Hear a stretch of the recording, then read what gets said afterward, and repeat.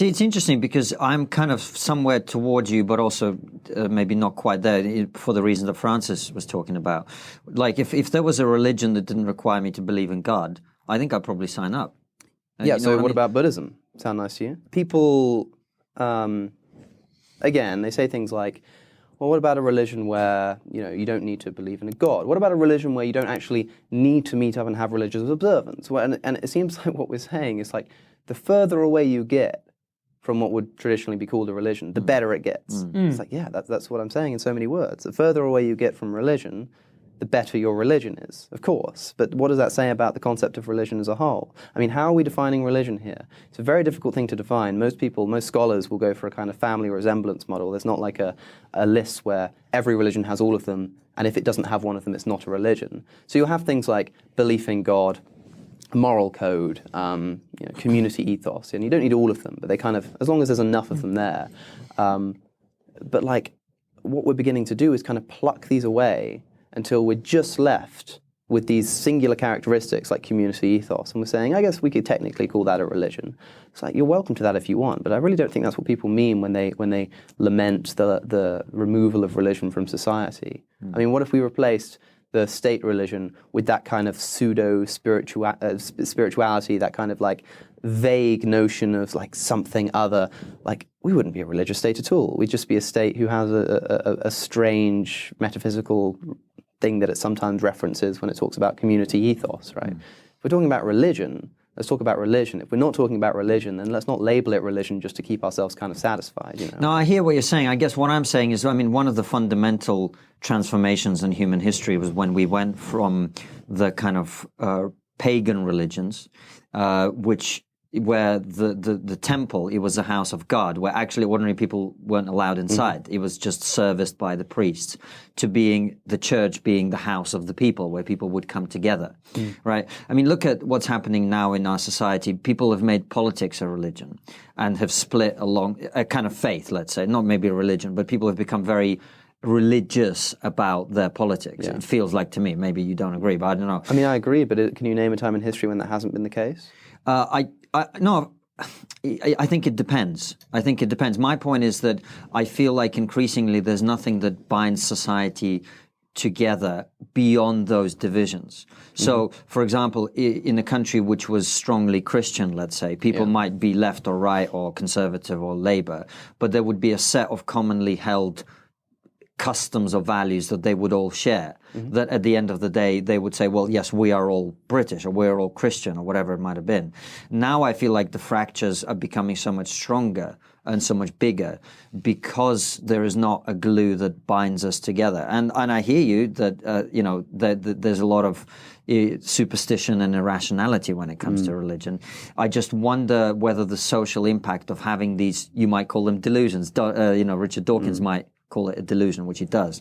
I wonder whether some delusions have utility. I mean, look at Yuval Noah Harari and his book *Sapiens*, where he talks about the fact that the reason that we as human beings, as Homo sapiens, have been able to achieve what we've been able to achieve is our ability to have myths that bind us together beyond our tribal small group. I'd be careful to note that your point is valid in saying that politics is so divisive that maybe we need something transcendental that people can refer to and agree upon. But what do you want it to be, and what do you want to happen when people don't agree with it? Right, the reason religion has been so successful as a social, at producing social coherence in the past is because anybody who deviated from it has been marginalized or killed. Right? Of course, it's going to produce a coherent society if everybody who doesn't comply is kind of gotten rid of. Right? What are you going to do with the dissenters? The whole point. Hey man, I'm Russian. I know what we're going to do with it. I don't want to know. The whole point of the individualist revolution, the enlightenment, the realization that maybe we should start treating people as though they have value of their own accord, and not just in the utility that they serve to greater society, is to say that actually, no, there is value in a difference of opinion.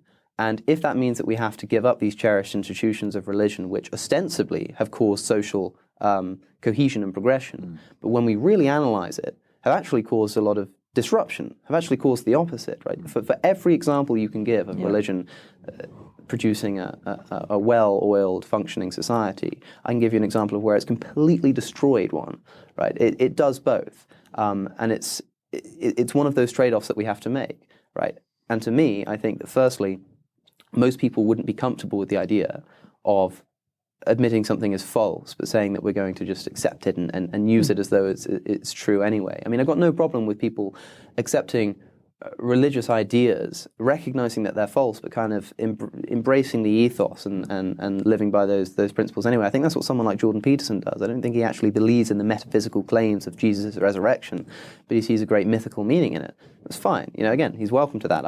I don't mind that at all. But my point is this. There are people on this planet who believe that the Earth is 10,000 years old, right? They are wrong. They are incorrect. Provably so. There are people who don't believe that we're evolved creatures. And what effect does that have on the rest of... I mean, you might say that if you accept that we're evolved creatures, then, you know, our special place as humans is gotten rid of, our meaning is taken away, and this is what people said when The Origin of Species was first published. But the opposite is also true. If you restrict people from learning about evolution, like people are trying to do in the United States, for instance, then you restrict them the opportunity of realizing their place in the animal kingdom, their place in nature, and the respect that they should have for nature because of that fact, right? It goes both ways, is what I'm saying.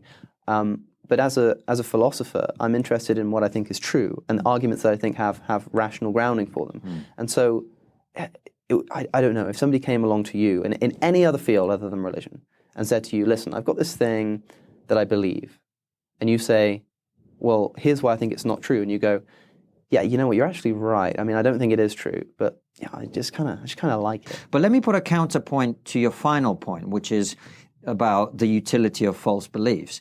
One of the things that I'd say to you as a comedian, for example, is it's incredibly useful as a comedian to believe that you are incredibly funny, even if you're repeatedly proven wrong by an audience. It was one gig, mate. Fuck off. Jesus Christ.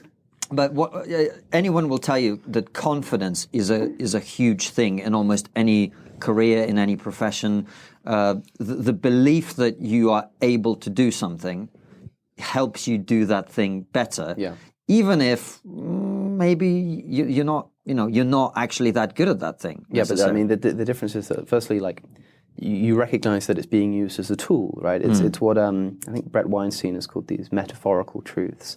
For example, the gun is always loaded, right? It's a useful thing to believe, even though you know it's not. Like, you should treat it as though it is, but you're not making this metaphysical claim. You're not actually necessarily believing this thing. It's like if you're on stage and people say, you know, imagine the audience in their underwear. It's like, it's imagination, that's the point. You're using it as a tool for yourself. It's kind of inward looking, and I have no problem with that kind of inward looking stuff. But if you started saying, no, I am a funny comedian, and someone says, I don't agree with you, and you say, no, you're wrong, and I'm going to teach your kids that you're wrong, and I'm going to institute, I'm going to put myself in Parliament because I think that Parliament needs a bit more humour in it. And someone might even agree. They might say, yeah, it'd be great to have some comedians in Parliament, but not you. And you say, no, you've got no choice about this.